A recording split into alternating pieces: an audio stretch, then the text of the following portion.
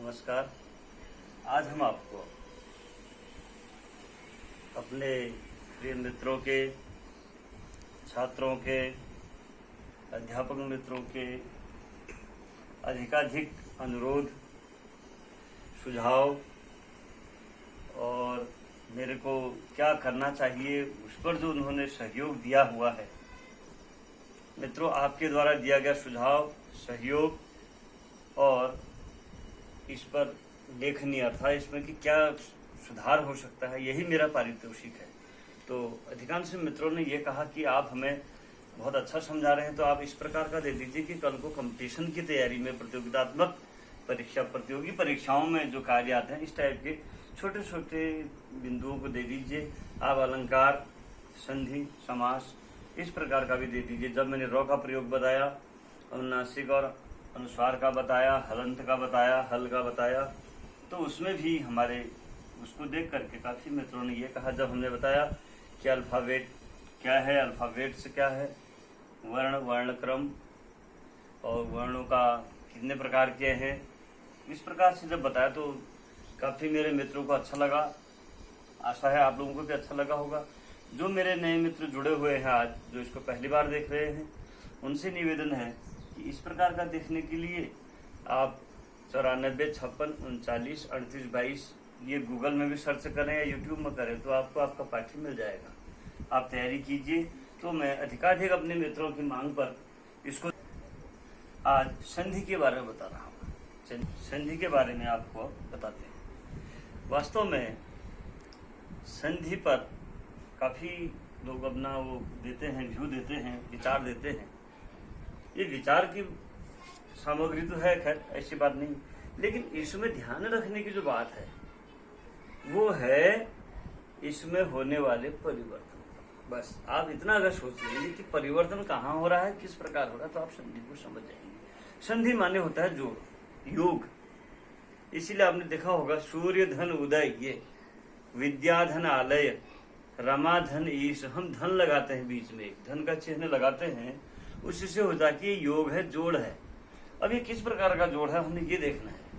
अगर हम इसको समझ जाते हैं तो हम संधि के अर्थ को समझ जाते हैं। जैसे रमा धन ईश बराबर रमेश कहते हैं, विद्या धन आलय विद्यालय, हमने कहा सूर्य धन उदय सूर्योदय, सुधन आगतम स्वागतम।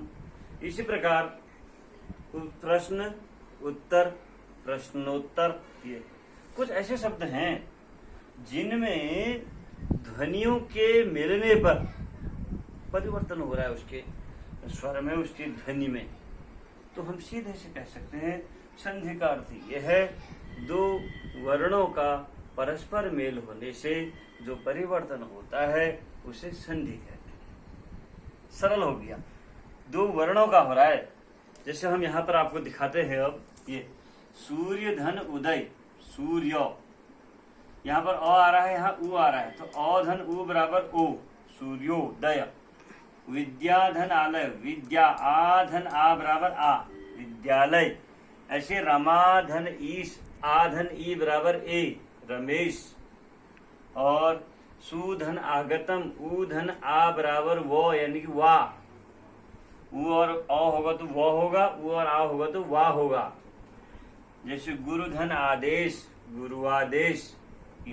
इस प्रकार से स्वरों के मेल से और दो परस्पर स्वरों के मेल से बनने वाली जो होने वाला परिवर्तन है वो संधि कहलाता है। ये सरल है। उसके बाद हम विच्छेद पर चलते हैं।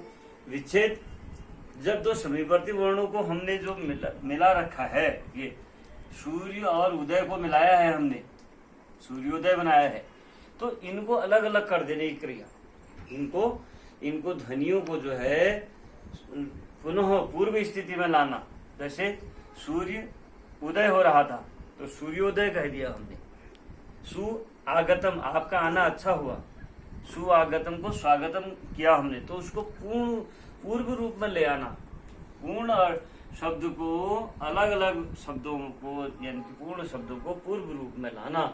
या ये कहें कि उनका जो ध्वनि परिवर्तन हो रहा था, ध्वनि विकार हो रहा था, उस परिवर्तन को पूर्वावस्था में लाना ही संधि विच्छेद है। सरल है, कोई दिक्कत नहीं है। आपको ये बातें, छोटी छोटी बातें समझनी पड़ेंगी। जब हम इन छोटी छोटी बातों को समझ जाते हैं तो हमारे लिए कोई भी पाठ्य कठिन नहीं होता है। तो सीधी सी बात है, संधि वह है जहाँ दो या दो से अधिक वर्णों के मेल से परिवर्तन होता है, उसके शब्द में ध्वनि परिवर्तन हो जाता है, उसको संधि कहते हैं। और उनका पूर्व रूप में आ जाना उसका विच्छेद कहलाता है। संधि का विच्छेद, विच्छेद माने अलग अलग कर देना। तो जो संधि हो रखी थी, सूर्य और उदय की संधि करके सूर्योदय बनाया, उसका हमने विच्छेद कर दिया दोबारा। सूर्य अलग कर दिया, उदय अलग कर दिया। रमाधन ईश को मिला करके आधन ई करके हमने एक बनाया था रमेश, उसको फिर पूर्व रूप में ले आए, रमाधन ईश कर दिया, वो रमेश का जो है विच्छेद हो गया।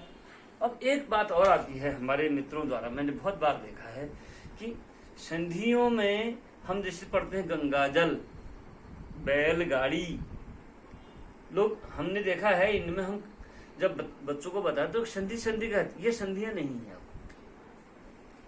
बैलगाड़ी, औधन आवरा बला गाड़ी हो जाना चाहिए था, वो जो है समास है, तो इसको हम अब संधि नहीं कहेंगे। तो संधि और समास में अंतर क्या है, ये छोटी सी बातें, महत्वपूर्ण बात है, हमको याद होनी चाहिए। जब स्वरों के मेल से, वर्णों के मेल से, ध्वनि विकार से जो परिवर्तन हो रहा है वो संधि है। अर्थात ध्वनियों के मेल से ध्वनि परिवर्तन जो हो रहा है, ध्वनियों के परस्पर मेल से होने वाला परिवर्तन वो जो है संधि कहलाता है। और पदों के मेल से, जैसे एक पद हो गया बैल, एक पद हो गया गाड़ी, एक पद हो गया गंगा, एक पद हो गया जल, तो इन दोनों के मेल से होने वाले परिवर्तन को या विकार को समास कहते हैं। अर्थात संधि में, फिर ध्यान दीजिए, अर्थात संधि में वर्णों का वो होता है, मेल होने से परिवर्तन होता है, और समास में शब्दों के या पदों के मेल से परिवर्तन होता है। जैसे निह धन जन निर्जन, निह धन धन निर्धन, यहाँ जो है दो अलग अलग पदों, इसलिए उनको समासिक पद कहते हैं। और इनको जो है स्वर या वर्ण या ध्वनि कहते हैं संधि में। अब हम इसको आपको विस्तृत रूप से थोड़ा सा लिख करके समझा देते हैं ताकि आप इसको समझ पाए। चलिए अब देखिए, हम आपको इसको जो मैंने आपको अभी संदर्भ व्याख्यात्मक रूप में समझाया, इसको मैंने यहाँ लिखा हुआ है ताकि आप उसको अगर लिखना चाहें। मेरी छोटी कक्षाओं में ये समस्या आती है कि हमारी बोलने की जो शैली है या वाणी का जो क्रम है, ध्वनि का है, उच्चारण का है, उसमें बालक के मन मस्तिष्क तक अंतर आ सकता है। इसलिए मैं जो बोलता हूँ उसको सूक्ष्म रूप से सरल तरीके से लिखने का भी प्रयास करता हूँ। तो इसी का स्वरूप आप आगे देखिए अब, ताकि आपको कहीं पर लिखना पड़े तो आपको बार बार टोन न सुननी पड़े, ध्वनि न सुननी पड़े। मेरी संधि का अर्थ है, जैसे मैंने आपको बताया, सूर्योदय, सूर्योदय, विद्यालय, रमाधनीश, रमेश, ऐसे आपको मैंने भी समझाए थे। सुधन, आगतम, स्वागतम, और इसी प्रकार प्रश्न उत्तर, है ना, वन धन उत्सव, वनोत्सव, महाधन उत्सव, महोत्सव, इस प्रकार से जो वर्ण बनते हैं, वर्णों के मेल से जो विकार उत्पन्न होता है या जो परिवर्तन होता है वो संधि कहलाता है, बताया था। तो इसमें हमने आपको लिखा दिया, अगर आपको कहीं पर लिखित वो लिखना पड़ गया इसका अर्थ सही तरीके का, तो दो समीपवर्ती वर्णों, अर्थात ये दो समीपवर्ती वर्ण है, सूर्य में अ और इसमें उ, ये अ धन उ बराबर ओ, सूर्योदय, ओदय हुआ है ये। तो दो समीपवर्ती वर्णों अर्थात ध्वनियों के परस्पर, परस्पर माने आपसी, आपस में मेल से होने वाले परिवर्तन को संधि कहते हैं। सरल है, कोई दिक्कत नहीं है। संधि क्या है? दो समीपवर्ती वर्णों के आपस में मिलने से जो परिवर्तन हो रहा है वो संधि है। फिर है संधि का विच्छेद। अभी मैंने आपको समझाया था, संधि शब्दों को उनकी पूर्व स्थिति यानी कि पूर्व रूप में ले आने की स्थिति, लाने की प्रक्रिया संधि विच्छेद कहलाता है। ये संधि और विच्छेद के बीच में योजक चिन्ह है, ये का, में, पर, से और इसको देता है, तो संधि का विच्छेद कहलाता है। संधि को हमने विच्छेदित कर दिया, अलग अलग कर दिया। जो जोड़ रखा था हमने सूर्योदय को, उसमें मूल रूप में ले आए उनकी, ऐसा कहें कि मूल रूप में ले आए या पूर्व स्थिति में ले आए तो ये जो है इसका विच्छेद हो गया। फिर अब ये लिखते कैसे हैं परीक्षा में जब आता है वो हम आपको बाद में इसकी प्रक्रिया जब चलती रहेंगी पूरा बताएंगे आपको। फिर है संधि व समास में अंतर, क्योंकि ये मैं जो बता रहा हूँ ये कभी कभी हमारे काफी बड़े जो अध्यापक मित्र हैं जो तैयारियां करते हैं उन्होंने भी पूछा था कि इनके आप छोटे से फार्मूले के द्वारा, छोटे से उदाहरण के द्वारा आप हमें समझा दीजिएगा अपने यूट्यूब में, ताकि हम अपनी तैयारी अच्छी कर पाए। तो उस दृष्टि से भी मैंने इसको सरल तरीके से बता रखा है कि अगर परीक्षा में आएगा तो समझ जाएंगे। वर्णों का मेल लिखा है तो संधि होगा, पदों का मेल है तो समास होगा। फिर बाकी अभी कौन सी संधि है या कौन सा समास है इस पर हम चर्चा फिर करते हैं। अब कभी कभी प्रश्न पूछा जाता है संधि और समास में अंतर क्या है। माना किसी ने भूल से समास शब्द बोल दिया वहां पर, तो फिर पूछने वाला पूछ सकता है कि संधि और समास में अंतर क्या है। चलो आपने भी समास कहा, चलो समास ही बता दो। तब इसके लिए भी मैंने यहीं पर इसका निराकरण कर दिया है। संधि में वर्णों के मेल से परिवर्तन होता है जैसा कि हमने आपको बताया, जबकि समास वह शब्द रचना है जिसमें अर्थ की दृष्टि से, किसकी दृष्टि से, अर्थ परिवर्तन हो जाएगा। अर्थ की दृष्टि से परस्पर स्वतंत्र शब्द, दो स्वतंत्र होंगे, उनका आपस में संबंध होगा, कुछ न कुछ संबंध होगा। तो स्वतंत्र संबंध रखने वाले दो या दो से अधिक पद भी हो सकते हैं। पद माने शब्द, ये मैंने यहाँ वर्ण बताया ऊपर संधि में, यहाँ पद होंगे अर्थात पदों का मेल होगा।